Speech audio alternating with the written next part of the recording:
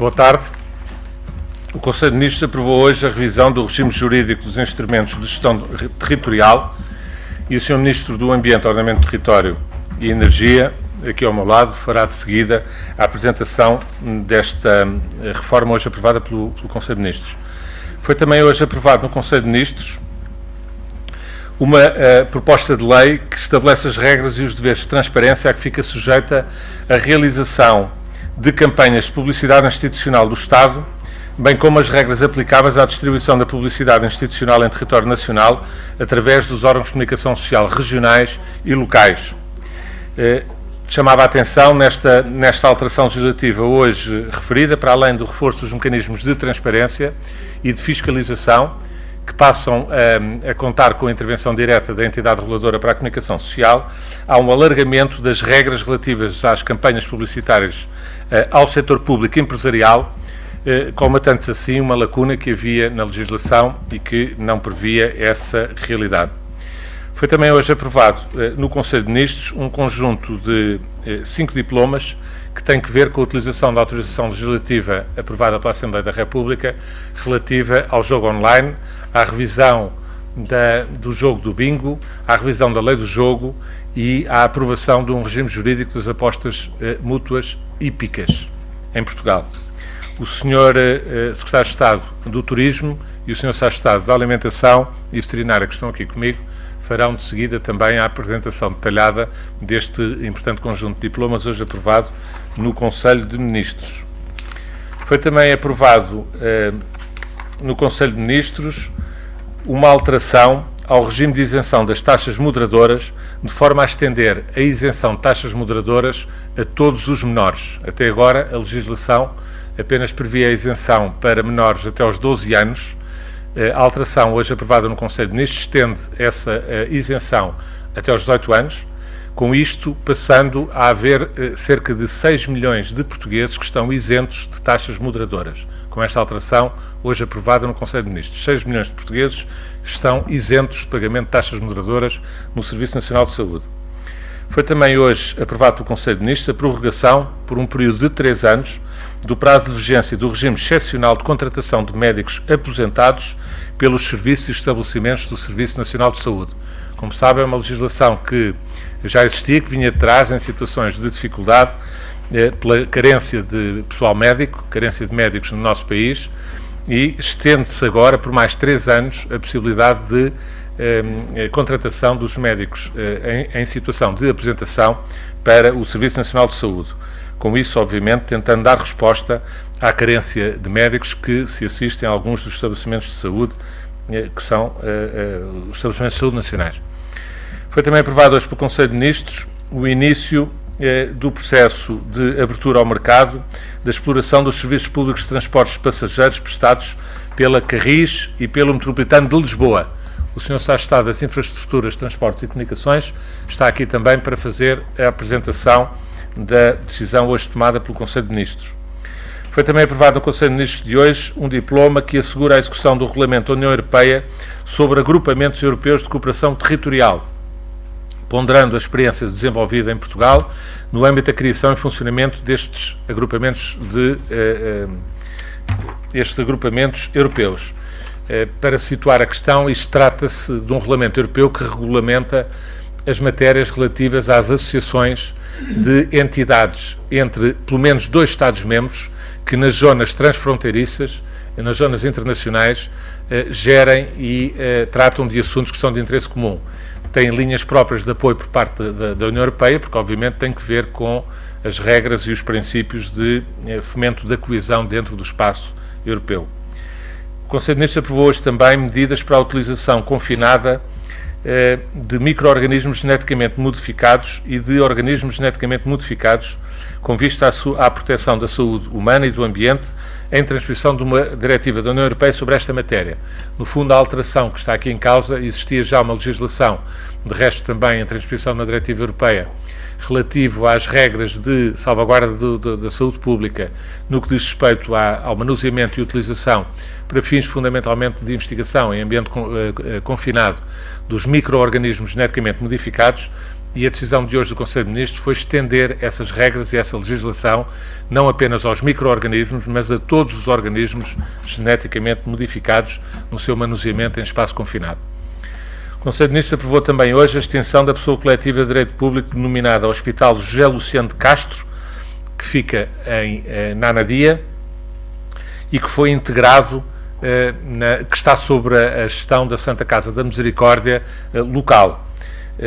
Com essa integração, procede-se agora à extinção da pessoa coletiva hospital. O hospital continua a existir, só que agora já não na esfera do Estado, mas sob a gestão da Santa Casa da Misericórdia. Foi também aprovado hoje no Conselho de Ministros uma alteração à orgânica do SPEARI, que é o Gabinete de Planeamento, Estratégia, Avaliação e Relações Internacionais do Ministério das Finanças, como sabem. Alteração esta que vem na linha da decisão tomada já há alguns meses por parte do Conselho de Ministros, na sequência da extinção da exame, como se recordam, no final do programa, foi extinta a estrutura de missão que fazia o acompanhamento dos memorandos. E foi extinta precisamente porque os memorandos completaram-se e terminou o período de resgate sobre Portugal. Portugal entrou numa fase agora diferente, em que está sujeito, a par dos outros países todos europeus, que não estão sob assistência, às regras, nomeadamente do semestre europeu, dos mecanismos europeus de estabilidade. Isso obriga a que haja uma interface nacional com as instituições europeias relativamente ao reporte dos impactos e da análise das reformas macroeconómicas que são desenvolvidas no país, em Portugal como em todos os outros países. Essa competência fica atribuída ao SPEARI do Ministério das Finanças, que é quem fica com essas atribuições em matérias de apreciação macroeconómica dos impactos das reformas estruturais e da evolução das medidas que são tomadas nesta matéria. O Conselho de Ministros aprovou também hoje a alteração do reconhecimento de interesse público do Instituto Superior de Ciências Educativas de Felgueiras, que passa a denominar-se Instituto Superior de Ciências Educativas do Douro, passando a sua sede de Felgueiras para Penafiel. Foi também aprovado hoje pelo Conselho de Ministros o Acordo de Cooperação Marítima entre Portugal e o Governo da Turquia. É um acordo que visa o desenvolvimento da cooperação entre os dois países no domínio do transporte marítimo. Foi também ainda no plano dos acordos internacionais aprovado pelo Conselho de Ministros o acordo entre Portugal e a República da Croácia, neste caso na cooperação no domínio do turismo. Em termos de nomeações, o Conselho de Ministros hoje aprovou uma proposta a enviar ao Sr. Presidente da República de nomeação para o cargo de comandante de uma força naval da NATO que tem comando rotativo.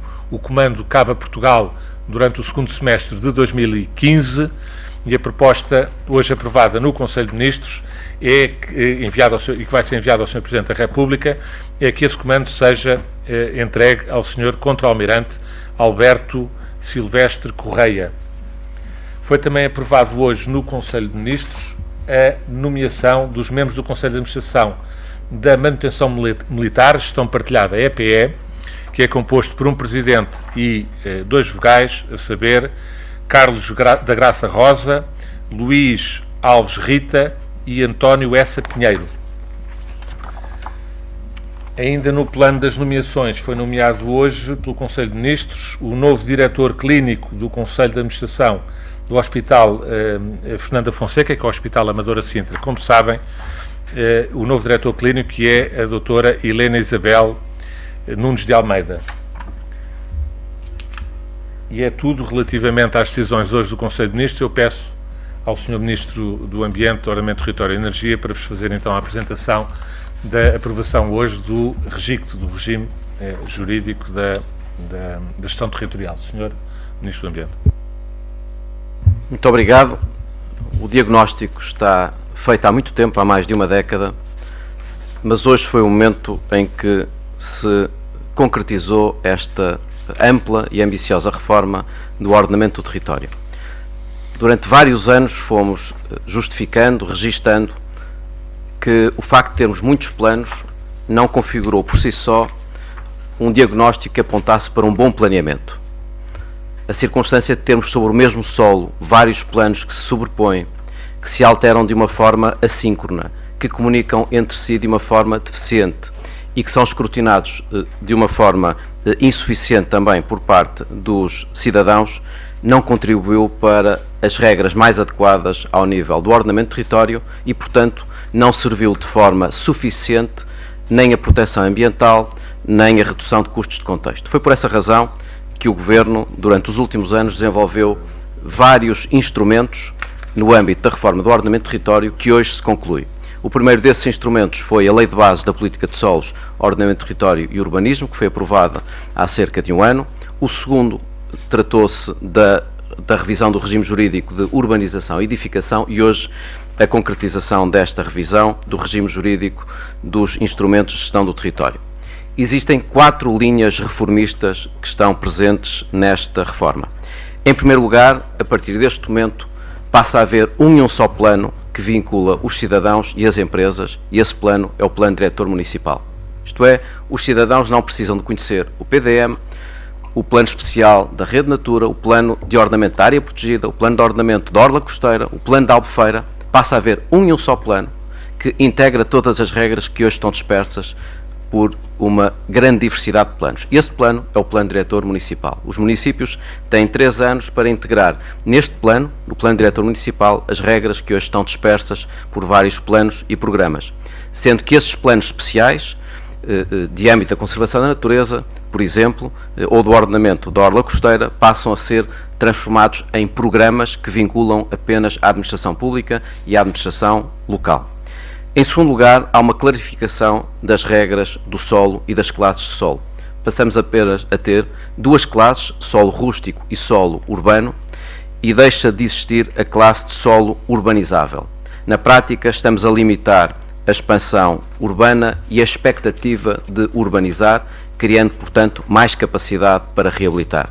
Essa decisão de erradicação do solo urbanizável tem um regime de transição que, obviamente, salvaguarda os direitos dos cidadãos, mas não perpetua a expectativa de urbanização.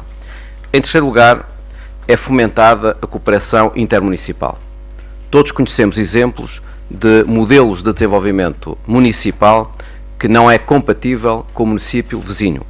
Ora, é importante criar condições para que, ao nível do planeamento, mas também ao nível da gestão e da manutenção das infraestruturas, se possam desenvolver mecanismos mais importantes de conciliação intermunicipal. E passa, portanto, a estar prevista a figura de plano diretor intermunicipal que habilita os municípios, assim querendo, a não ter um plano diretor municipal, podendo desenvolver estes planos numa lógica intermunicipal. Em quarto lugar, é implementada uma maior racionalidade e dinâmica na gestão do território. Em primeiro lugar, deixaremos de viver num contexto de PDMs estáticos, demasiado rígidos e espacializados, que demoram cerca de 10 anos a ser alvo de alteração, para uma perspectiva em que o PDM passa a ser mais dinâmico e mais programático e, em regra, a alteração dos usos do solo será feita por plano pormenor e plano de urbanização e não pela revisão do PDM com o período tão longo de alteração. Em segundo lugar, a classificação do solo rústico em urbano passa a depender da demonstração da necessidade, da indispensabilidade e da viabilidade económico-financeira. Todos nós conhecemos circunstâncias em que o facto de um determinado cidadão ou de uma determinada empresa decidir urbanizar a dezenas de quilómetros do centro do concelho, criar custos adicionais para todos os contribuintes, na medida em que é necessário infraestruturar, manter essas infraestruturas e até levar equipamentos sociais para essa distância. Ora, essa matéria passa a ser alvo de uma análise de viabilidade económico-financeira e, portanto, quando um município decide transformar o solo rústico em urbano, terá de previamente realizar uma análise de viabilidade económico-financeira para que essa decisão não onere os outros cidadãos e os outros contribuintes. Em suma, estamos, portanto, perante uma alteração de paradigma da expansão urbana para a contenção de perímetros, do fomento à habitação própria para o arrendamento habitacional, da nova construção para a reabilitação urbana, da definição de limites municipais de planeamento para a promoção da cooperação intermunicipal. Eu peço ao Sr. Secretário de Estado do Turismo e depois ao Sr. Secretário de Estado da Alimentação que vos façam a apresentação do conjunto de diplomas hoje aprovados relativo ao jogo. Bom dia.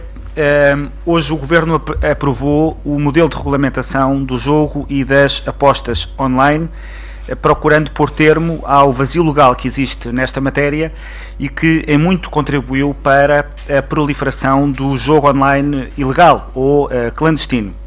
É a nossa convicção de que eventuais problemas que advenham do jogo online estarão sempre mais acautelados e todos os interesses em causa, os individuais e os públicos, estarão sempre melhor protegidos com a existência de um quadro regulamentar que permita disciplinar, atuar, controlar e sancionar sempre que necessário. A regulamentação do jogo e das apostas online foi sendo estudada por vários governos, anunciada por vários governos, constava do PEC 4, vindo depois a constar de versões do memorando de entendimento e foi matéria sujeita a avaliações da Troika.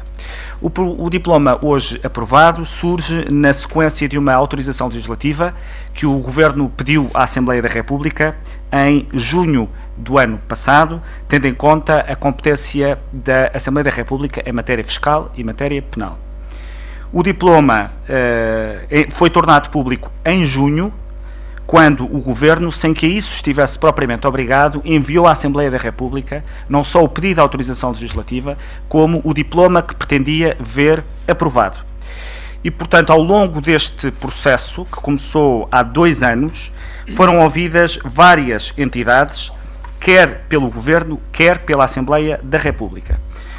No que respeita ao Governo, foram ouvidas, entre outras, o Turismo de Portugal, a Federação Portuguesa de Futebol, a Confederação do Turismo Português, a Associação Portuguesa de Casinos, a Liga Portuguesa de Futebol, a CIBS, a ANACOM, Confederação dos Agricultores de Portugal, o NICRE, FCT, Federação Portuguesa Equestre, Direção-Geral do Consumidor, Observatório do Jogo Remoto, CICAD, Banco de Portugal, Polícia Judiciária, ESPAP, Operadores de Telecomunicações, Operadores de Jogo Online, Apritel, Santa Casa da Misericórdia, Comissão Nacional de Proteção de Dados, Federação Equestre Portuguesa, Comitê Olímpico de Portugal, etc., etc. Para além disso, o Governo submeteu este projeto de decreto-lei a parecer da Comissão Europeia, no âmbito de um processo de notificação obrigatória, e está por isso hoje em condições de aprovar este diploma. Depois destas audições, da autorização legislativa da Assembleia da República e da notificação obrigatória e do parecer da Comissão Europeia. Este diploma tem como principais objetivos, em primeiro lugar, garantir a proteção dos jogadores, em especial dos menores e das pessoas mais vulneráveis. Em segundo lugar, prevenir o crime, a fraude e o branqueamento de capitais nesta atividade. Em terceiro lugar, salvaguardar a integridade do desporto, prevenindo e combatendo a viciação das apostas associadas à manipulação de resultados desportivos. Em quarto lugar, delimitar e enquadrar a oferta e o consumo do jogo, controlando eficazmente a sua exploração, de forma a garantir a segurança e a ordem pública, prevenindo o jogo desregulado e clandestino e comportamentos e práticas aditivas. Em quinto lugar, estimular práticas de jogo responsável e, por fim, combater a economia paralela, arrecadando para o Estado as receitas fiscais que depois são canalizadas para as suas atribuições económicas, sociais e culturais. As soluções preconizadas no projeto de diploma, que eu recordo é conhecido desde junho, refletem a ponderação das melhores práticas que vêm sendo adotadas nos principais países europeus, nomeadamente em Espanha, França e Dinamarca, que foram os países que utilizamos como modelo. O jogo online vai ser explorado em regime de licença e não em regime de concurso, como já vi referido algures. O regime de licença, sem limitação de número de licenças, por um período de 3 anos, prorrogável por iguais períodos sucessivos. Este modelo é o modelo que é seguido em Espanha, França, Itália, Reino Unido, Dinamarca, Bélgica, Estónia, Polónia, República Checa e é o modelo que está atualmente em implementação na Holanda e na Irlanda. As entidades que podem requerer esta licença serão constituídas sob forma de sociedade anónima ou equivalente e têm de preencher os requisitos de idoneidade, capacidade técnica e de capacidade económica e financeira para o efeito, garantindo assim a existência de operadores credíveis no mercado através da exigência destes requisitos. Podem vir a ser atribuídos 4 tipos de licenças: para apostas desportivas, à cota, para apostas hípicas mútuas e à cota, para o bingo e para os chamados jogos de fortuna ou de azar, onde se incluem os jogos de casino, o póquer e as slot machines. O valor a pagar pela atribuição de cada uma destas licenças será fixado em portaria.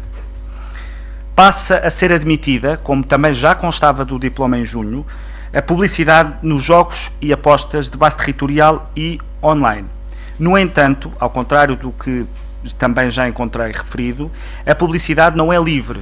Ela terá o regime semelhante à publicidade ao álcool, com algumas limitações ao exercício livre de publicidade.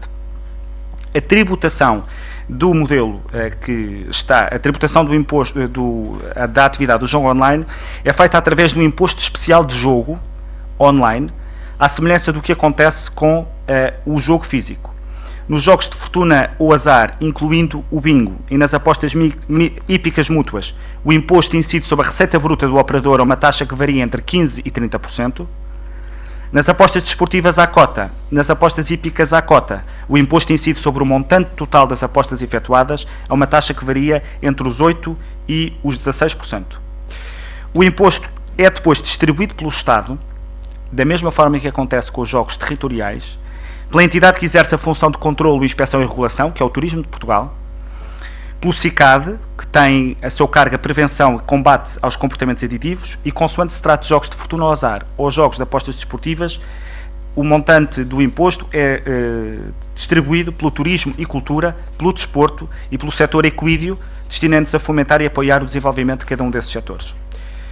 O nível de tributação do jogo online está em linha com os dos demais países europeus.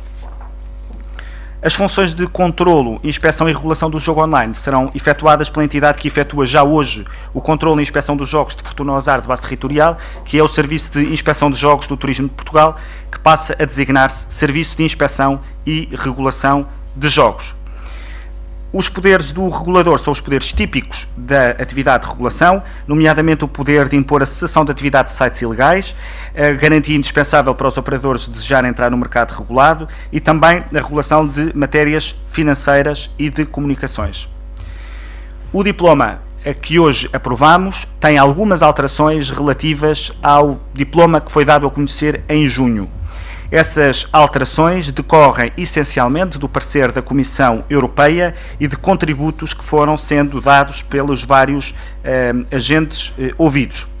Nomeadamente, no caso da Comissão, o parecer da Comissão levou a que se procedesse a uma revisão do diploma, nas definições de caráter técnico, nos requisitos associados à estruturação do sistema técnico de jogo e nas disposições relativas às contas bancárias e aos instrumentos de pagamento, estas últimas a merecerem também a concordância do Banco de Portugal.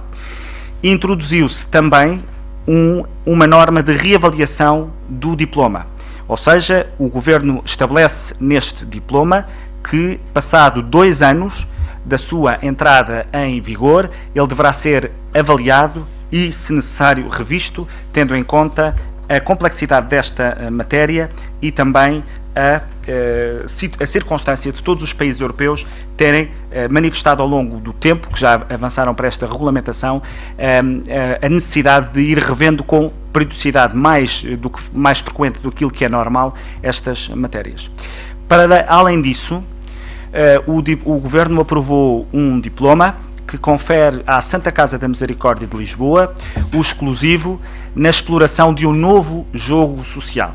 São as apostas desportivas à cota de base territorial, portanto não online, ficando a seu cargo a exploração e a atividade e as receitas desta atividade, também ela depois distribuídas de acordo com a tabela que existe atualmente para os jogos sociais. Portanto, é criado um novo jogo social, que são as apostas desportivas à cota de base territorial, vulgarmente chamadas de casa de apostas.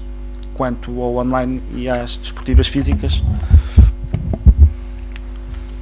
Bom dia. Dentro do enquadramento legislativo, foi também aprovado um diploma que explora a prática das apostas hípicas mútuas de base territorial, bem como o regime jurídico da atribuição da exploração de hipódromos e regulação de corridas de cavalos sobre os quais se podem fazer apostas hípicas.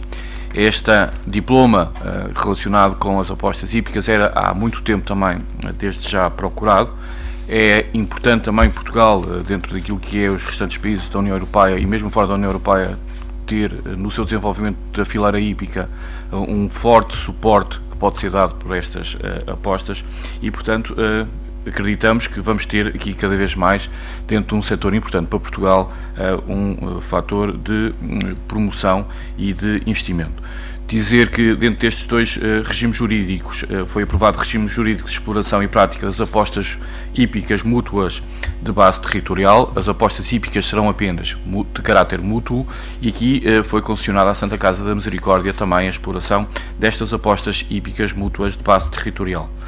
Para além disso, foi também implementado o regime jurídico de atribuição da exploração de hipódromos autorizados a realizar corridas de cavalos, sobre as quais se praticam apostas hípicas, e bem regulamentado todo o que é o enquadramento sobre a própria exploração na área dos hipódromos. Dizer que os hipódromos poderão ser concessionados até a um limite máximo de 3 hipódromos em Portugal. Dizer que essa concessão poderá variar entre 5 e 20 anos, dependendo do grau de investimento feito pelo operador, e dizer que esta regulamentação tem em causa também todas as condições necessárias para, de forma internacional, se realizarem corridas de cavalos, portanto não só corridas de cavalo de foro nacional, mas sim também de foro internacional, com tudo aquilo que são as diferentes regulamentações sobre o bem-estar animal e sobre as condições relacionadas para este setor. É, pois, um momento também importante, há muito tempo esperado, e que acreditamos que vai desenvolver cada vez mais um setor importante para Portugal. Muito obrigado. Por último, eu peço ao Sr. Secretário de Estado das Infraestruturas, Transportes e Comunicações para vos fazer a apresentação da decisão hoje tomada sobre a subconcessão, o procedimento que levará à abertura ao mercado da subconcessão do metro de Lisboa e da Carris. Muito obrigado, Sr. Ministro. Bom dia a todos. De facto, continuamos o processo de reforma estrutural que foi iniciado há 4 anos atrás, quase, no setor dos transportes. Desde 2011 deixámos claro o caminho. O caminho passava por uma profunda reestruturação das empresas e a este propósito recordo-vos que quando chegámos ao Governo as empresas Carris e Metropolitano de Lisboa recebiam do Orçamento de Estado e, portanto, do dinheiro dos contribuintes 95 milhões de euros de indemnizações compensatórias, valor que tem vindo a ser progressivamente reduzido. Em 2014 receberam apenas 32,6 milhões de euros, uma poupança superior a 60 milhões face àquilo que recebemos do governo anterior, e em 2015 temos pela primeira vez o setor sem qualquer indemnização compensatória, terminando assim a reforma estrutural que tem vindo a ser seguida. Mas este conjunto de reduções de custo, de poupanças de dinheiro de contribuintes, tem de dar origem não apenas a uma relação contratual perene com esta abertura de exploração para a iniciativa não pública do Governo Central, mas também criar condições para que as empresas possam investir em nova frota, que tenha, do ponto de vista de conforto, de comodidade e de pegada ambiental, melhores condições do que aquelas que existem atualmente. O processo que hoje foi autorizado passará pela assinatura de um novo contrato de concessão com as empresas à luz do diploma que foi aprovado, o decreto-lei que foi aprovado, que regulou a relação entre o Estado e estas empresas, à qual seguirá imediatamente o lançamento dos processos de subconcessão tendentes à abertura da exploração por terceiras entidades. Os objetivos que temos são, portanto, o de definitivamente estabelecer um quadro contratual que mantém o mesmo serviço que existe hoje, melhora a qualidade do serviço prestado, porque vamos ter autocarros mais novos e vamos ter condições de circulação melhores, e consolida, em definitivo, as poupanças que foram conseguidas com o esforço, primeiro, dos utentes das empresas, que aceitaram que em 2011 e no início de 2012 houvesse um aumento do preço dos transportes, mas acreditaram na estratégia gizada pelo Governo de que, depois desses aumentos extraordinários que aconteceram em 2011 e no início de 2012, não voltaria a haver qualquer aumento extraordinário, como se verificou, e estamos agora num caminho de consolidação do setor. Dizer, por fim, que esperamos que o processo formal de lançamento do concurso público internacional para a subconcessão destes serviços aconteça até o dia 15 de março, e a expectativa que temos é que a escolha da entidade que vier a ser selecionada para a prestação deste serviço esteja concluída e os contratos assinados o mais tardar até 31 de julho de 2015, deixando assim o processo concluído e a melhoria do serviço e a redução de despesa para os contribuintes consolidada para os próximos anos. Muito obrigado. Estamos então à vossa disposição.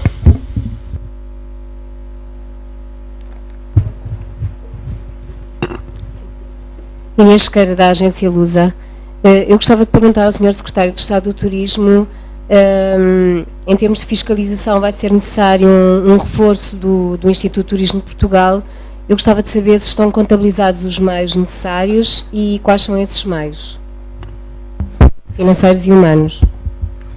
Os recursos financeiros para o exercício das funções de regulação do Turismo de Portugal foram já previstos no Orçamento do Turismo de Portugal para este ano, constam do Orçamento do Estado e não podem ser individualizados porque se vão integrar já nas funções de regulação que o Turismo de Portugal tem noutras matérias. E, portanto, houve um reforço dentro da orgânica do Turismo de Portugal das verbas associadas à regulação, mas recordo, o Orçamento do Turismo de Portugal é inferior ao orçamento do ano passado e é 30% inferior ao orçamento que tinha quando este Governo iniciou funções, o que significa que o reforço das verbas da regulação foi feito através de uma reorganização da estrutura de despesas do Turismo de Portugal. Já foram iniciados os procedimentos necessários para a contratação dos equipamentos necessários para as funções de regulação e daremos conta disso quando pudermos anunciar, depois da promulgação, eventual promulgação e publicação do diploma, quando falarmos da regulamentação, porque é necessário fazer de cada um dos aspectos mais técnicos deste diploma, de onde é que vamos necessitar de reforçar e para quê. Neste momento, agora esperamos a promulgação na Assembleia pelo Sr. Presidente da República e, evidentemente, que o Orçamento do Turismo de Portugal deste ano já prevê tudo aquilo que é necessário. Bom, vai ser necessário adquirir um novo equipamento para que este diploma entre em vigor e quando é que se espera que fique tudo em marcha? Evidentemente que é necessário adquirir equipamento para as funções de regulação, nomeadamente porque é necessário fazer o controlo de todas as operações que são feitas ao abrigo da atividade de exploração do jogo online, através dos mecanismos que estão definidos no diploma e que serão conhecidos dos senhores jornalistas depois da publicação do mesmo, mas que tem que ver com os servidores e com essa fiscalização. O Governo mantém a expectativa de que no último trimestre deste ano já existam licenças emitidas e, portanto, entidades a explorar o jogo online em Portugal. Bom dia, Isabel Marques da Costa, da RTP. Eu perguntava-lhe se o Sr. Ministro da Presidência pedia-lhe, aliás, uma reação ao relatório da Comissão Europeia, hoje conhecido especificamente para Portugal. É um relatório que eu não vou aqui exaustivamente, até porque não o conheço dessa forma, porque tenho estado a ler aos poucos, mas de qualquer maneira fala na possibilidade de uma taxa, da taxa de desemprego centrar-se em níveis, estabilizar, aliás, em níveis bastante elevados, também a perspectiva da criação de emprego abrandar e também aconselhar Portugal a fazer um combate ainda mais eficaz ao combate à evasão e fraude fiscal.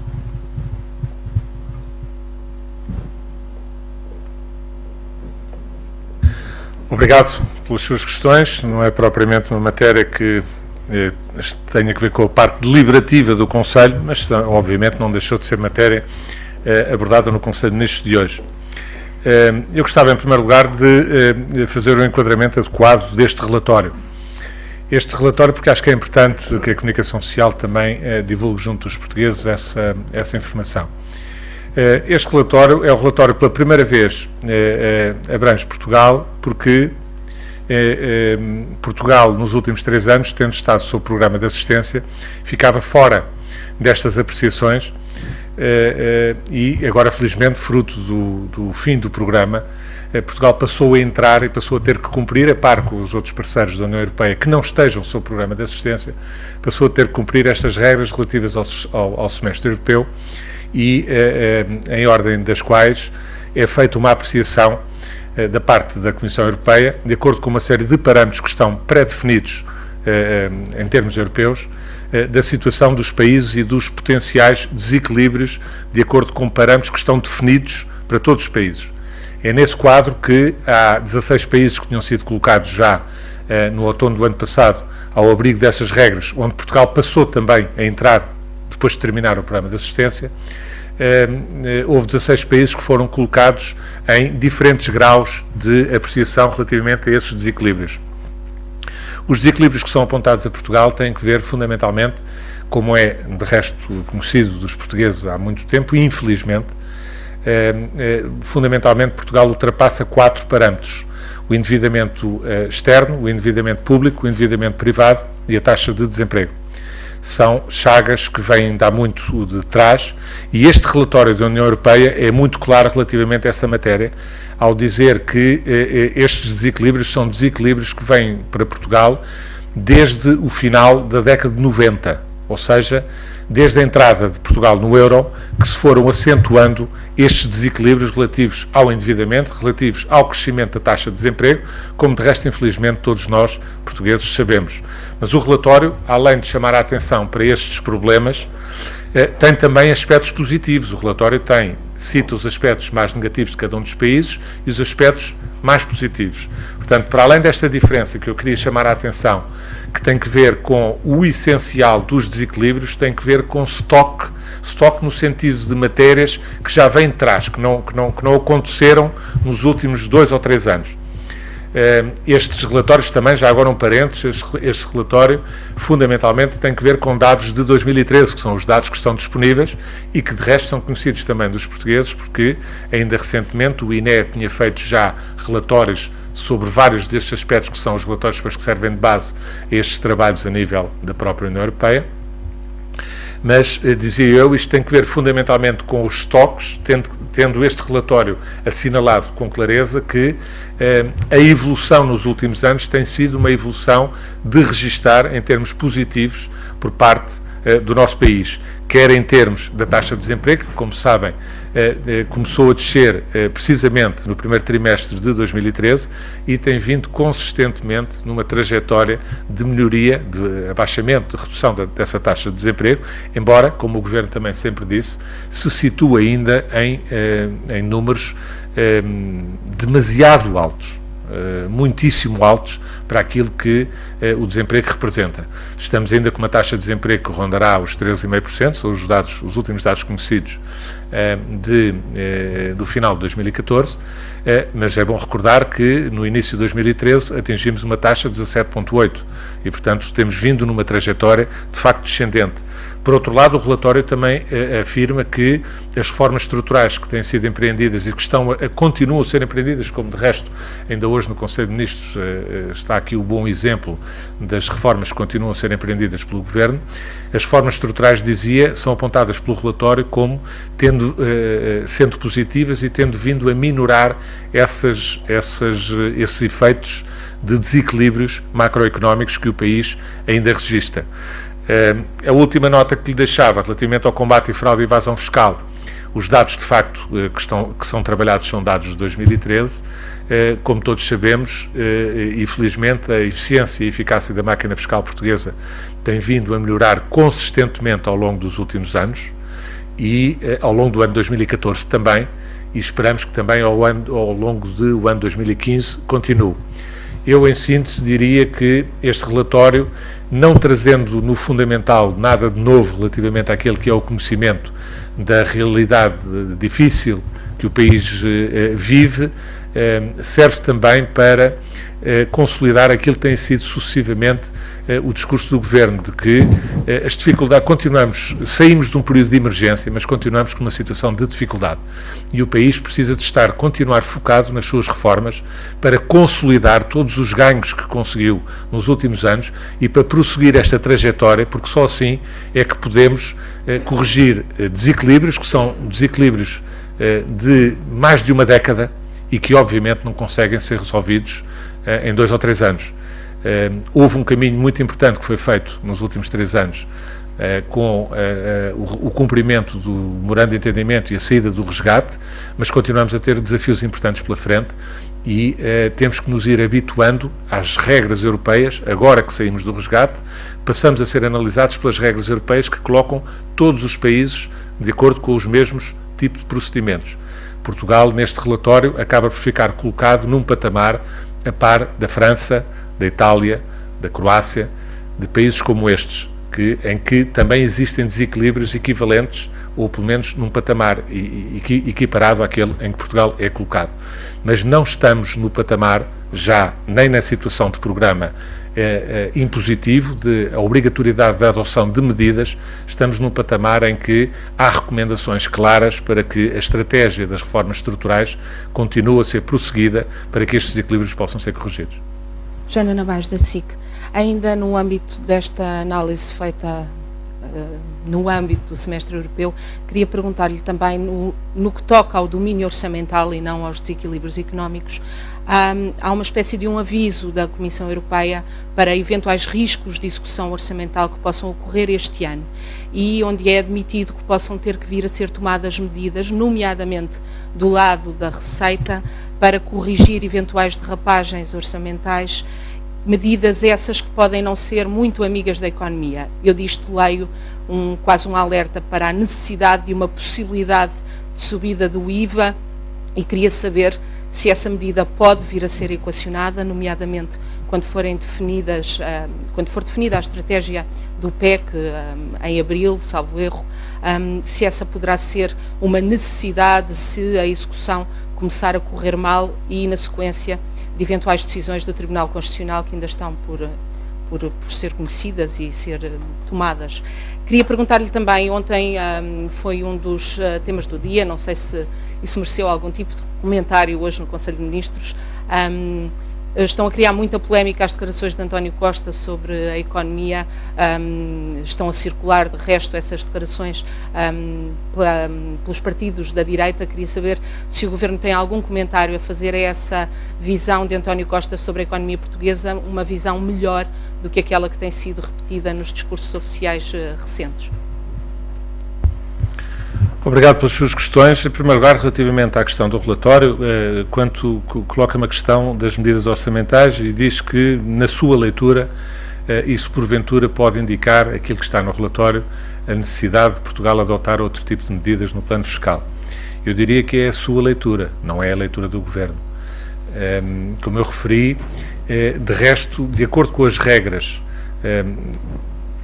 que depois são aplicadas em consequência deste relatório, há vários patamares em que os países são colocados e o último patamar é o patamar da necessidade de adoção de medidas.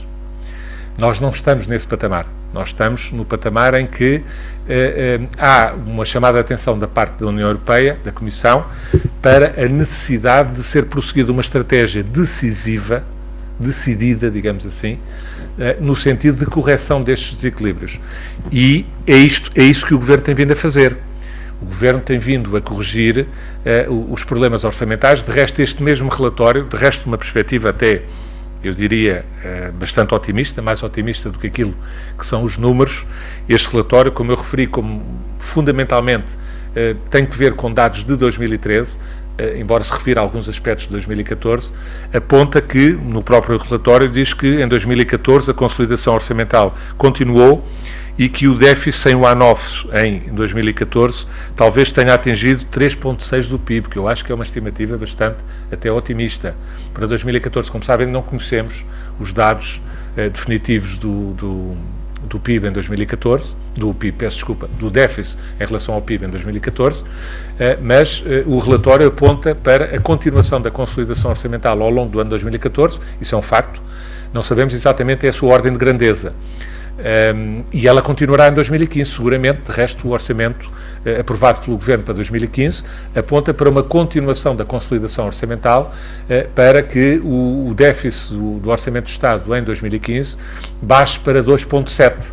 São esse o conjunto de medidas que já foram adotadas por Portugal, sob proposta do Governo, no orçamento para 2015. E, portanto, aquilo que está neste relatório, eu diria que é a exigência de que esta estratégia não só não seja abandonada, como que esta estratégia seja aplicada de uma forma decidida e decisiva, eu diria.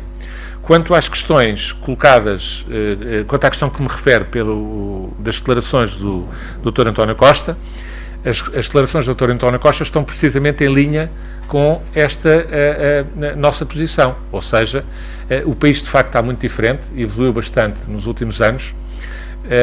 As declarações do Dr. António Costa não são de ontem ou de anteontem, são do fim de semana, do final da semana passada. De resto já são conhecidas, eu conheço-as desde o fim de semana. A comunicação social é que não lhe deu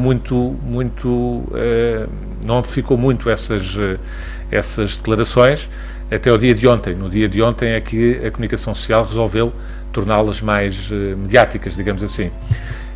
A única consideração que eu tenho a fazer relativamente a essas declarações é que essas declarações correspondem ao reconhecimento do trabalho que tem vindo a ser feito pelo Governo. Era bom que o Partido Socialista abandonasse o estado de negação em que muitas vezes parece encontrar-se e aceitasse de facto, definitivamente, e espero que estas declarações do Dr. António Costa sejam o pronúncio disso mesmo, aceitasse definitivamente a evolução e o resultado que o sacrifício e o trabalho dos portugueses tem vindo a demonstrar e a permitir e a possibilitar ao país. Era muito importante, de facto, que acabasse este clima de estado de negação em que o principal partido da oposição se tem vindo a colocar nos últimos anos, primeiro com a história da espiral recessiva, com a ideia de que Portugal era inevitável um segundo resgate, que Portugal nunca iria sair do programa, ou pelo menos um programa cautelar. Tudo isso, a realidade veio a demonstrar que não é verdade. A evolução é manifesta.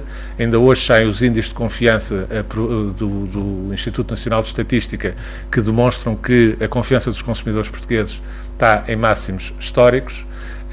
As taxas de juro a que Portugal, a dívida pública portuguesa está sujeita, baixaram hoje pela primeira vez dos 2 pontos percentuais, o que demonstra também a confiança, não apenas dos consumidores portugueses, mas da credibilidade em termos dos fóruns internacionais e dos mercados internacionais em relação ao nosso país. E, portanto, era bom que a oposição não fosse a única a dizer o contrário de tudo aquilo que é sentido, quer pelos portugueses, quer pelas instâncias internacionais quando olham para o nosso país. Boa tarde.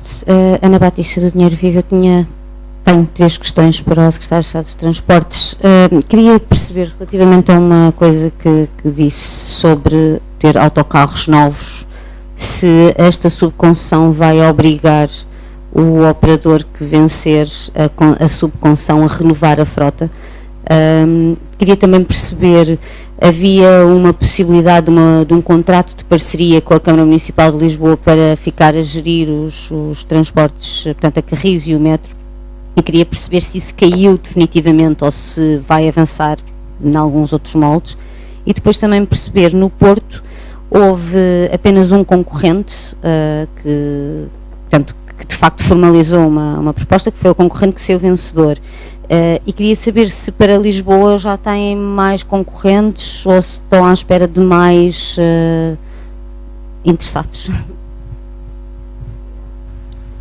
Muito obrigado pelas questões.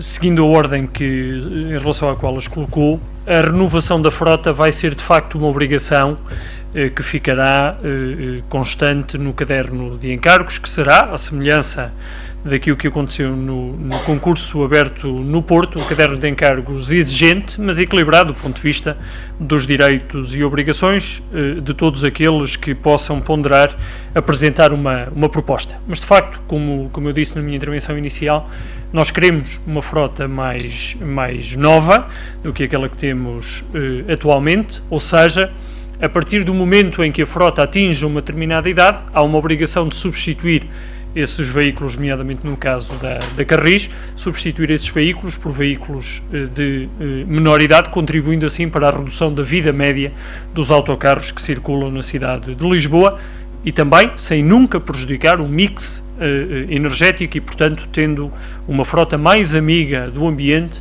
do que aquela que neste momento circula na cidade de Lisboa, à semelhança das regras que criamos no caso do Porto. E eu recordo que no caso do Porto, toda a frota da STCP, são mais de 400 autocarros, serão renovados durante a vida da subconcessão, e por isso há aqui um esforço de investimento que o Estado não poderia fazer porque melhorando muito as contas das empresas ainda não estamos em condições de promover investimento de substituição e, por isso, a abertura da exploração a terceiras entidades permite esse investimento. Relativamente à questão que colocou sobre a Câmara Municipal de Lisboa, julgo que há muito que deixamos claro que o processo que conduziríamos era um processo de concurso público internacional, dizíamos-lo há muitos meses, que precisaríamos de comparabilidade de propostas entre aquilo que o mercado está disponível a oferecer e aquilo que a Câmara tinha, em determinada altura, sinalizado que poderia ser a sua proposta. Um governo tem de cuidar de todos os contribuintes e seria estranho, diria, que os contribuintes pudessem vir a ser prejudicados por haver entidades que proporiam algo melhor do que aquilo que a Câmara se propunha fazer. Nós temos de cuidar do interesse de 10 milhões de pessoas no país e recordo, uma parte das poupanças que eu referi há pouco, só nestas duas empresas pagávamos 95 milhões de euros de indemnizações compensatórias há 4 anos atrás, deixaremos de pagar essas indemnizações compensatórias e estendemos o serviço público a todo o país. A semana passada aprovámos esse regime, queremos serviço público para todos os portugueses, para que não haja portugueses de primeira e de segunda. E por isso a nossa decisão é clara, está comunicada há muitos meses, será através de um concurso público internacional, ao qual, em querendo a própria Câmara Municipal de Lisboa pode concorrer, que escolheremos as entidades que prestarão o serviço a partir deste ano. Relativamente ao concurso do Porto, eu queria fazer uma precisão à pergunta que colocou, se não levar a mal.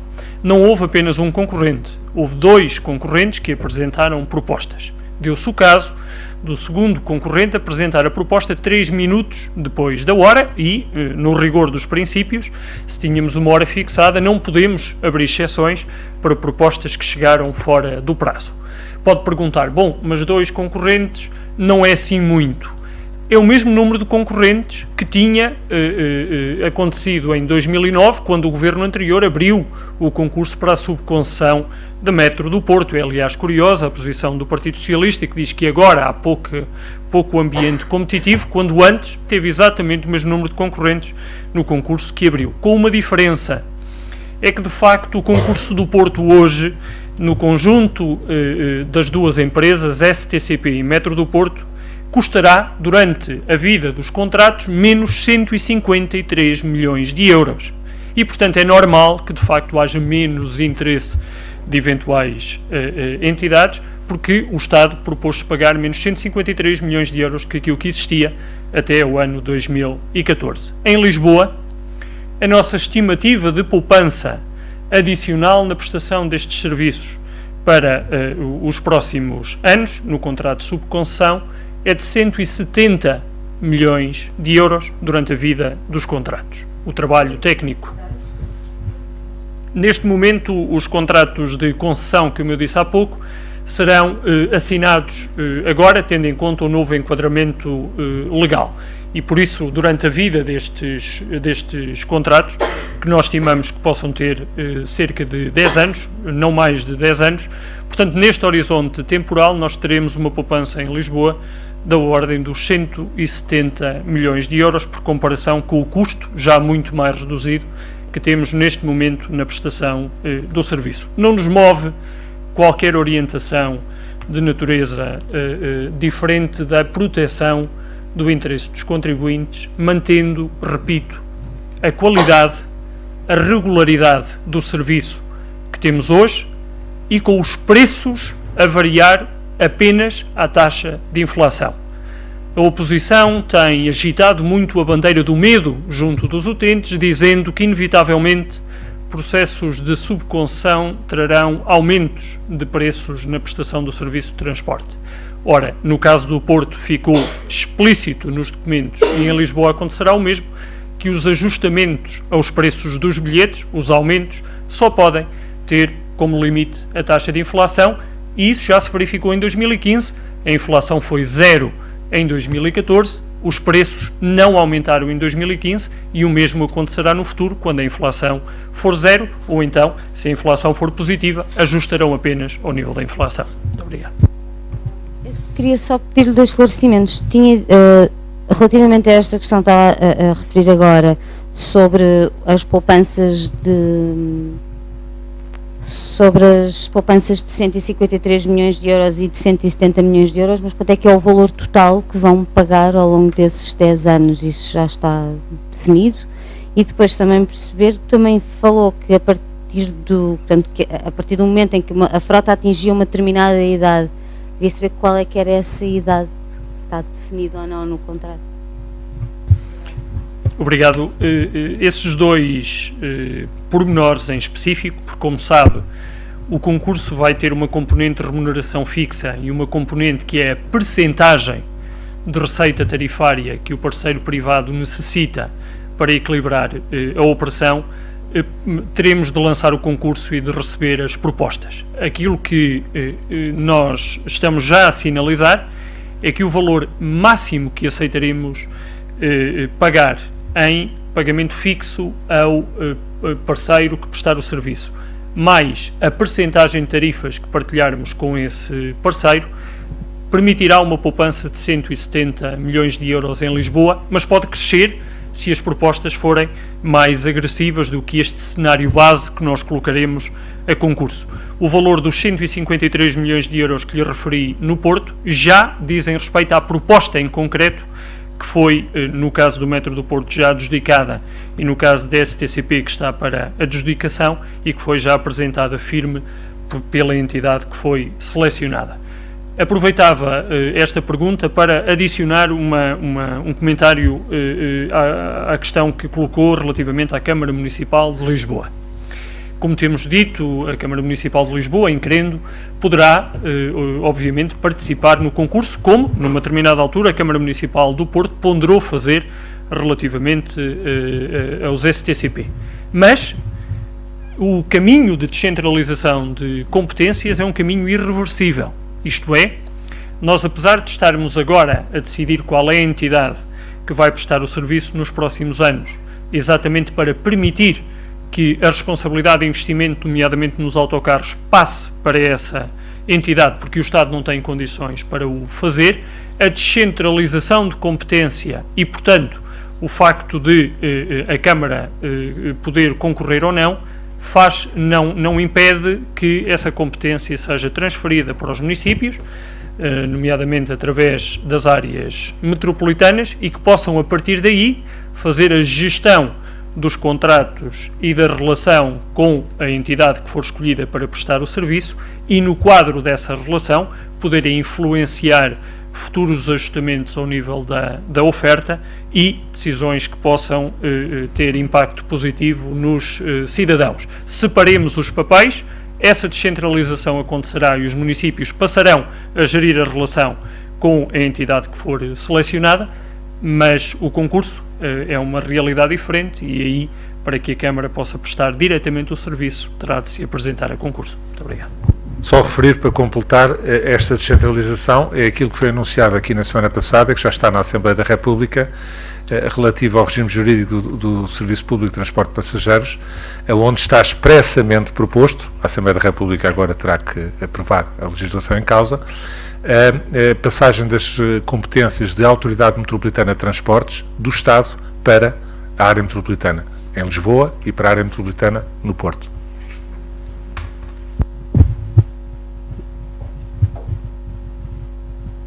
Inês Lima, da Agência Lusa.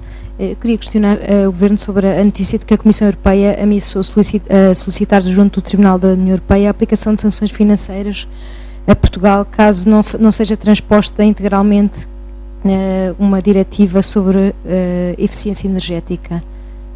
Gostaria de saber se este assunto foi debatido no Conselho de Ministros. Segundo esta notícia, a Comissão fez esta solicitação já oficialmente ao Governo português. Muito obrigado. Essa é a matéria que está em pré-contencioso e que está na fase final do processo legislativo, uma vez que o Governo português foi mais ambicioso e entendeu que, a par da transposição da diretiva sobre eficiência energética, deveria alterar o regime da cogeração de energia e, portanto, esses dois diplomas são consolidados e está na fase final do processo legislativo. Nos próximos dias estará aprovado. E eu espero que, com a aprovação, o pré-contencioso não se transforme em contencioso e, portanto, não haja nenhuma queixa para os tribunais europeus.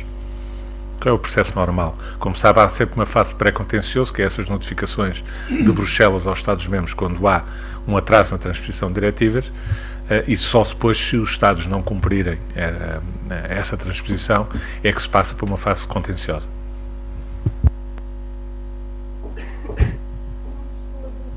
Havia vários interessados, ou quantos interessados é que poderia haver já para Lisboa? Se é que já... Como sabe, nós distinguimos, temos muita prudência na forma como abordamos essa matéria, porque distinguimos manifestações de interesse como probabilidade de apresentação de propostas.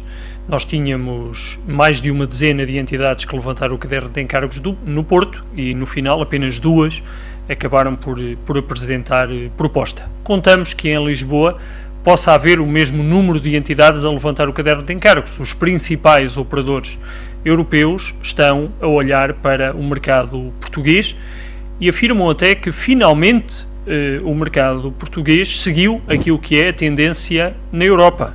O regulamento europeu deixa claro que a escolha de quem presta o serviço público de transporte deve ser feito tendencialmente por concurso público. Não se preocupa particularmente com o facto de ser uma entidade pública ou privada a prestar o serviço, quer que haja um concurso e que a qualidade desse serviço seja assegurada através de cadernos de encargo e contratos de concessão exigentes. Portanto, esperamos que os principais operadores possam olhar para esta oportunidade, mas isso não significa que tenhamos mais propostas. Aquilo que nos interessa é que a exigência do caderno de encargos em termos de qualidade do serviço seja cumprida e que, no final, a nossa expectativa de redução de custo para os contribuintes seja mantida. Muito obrigado.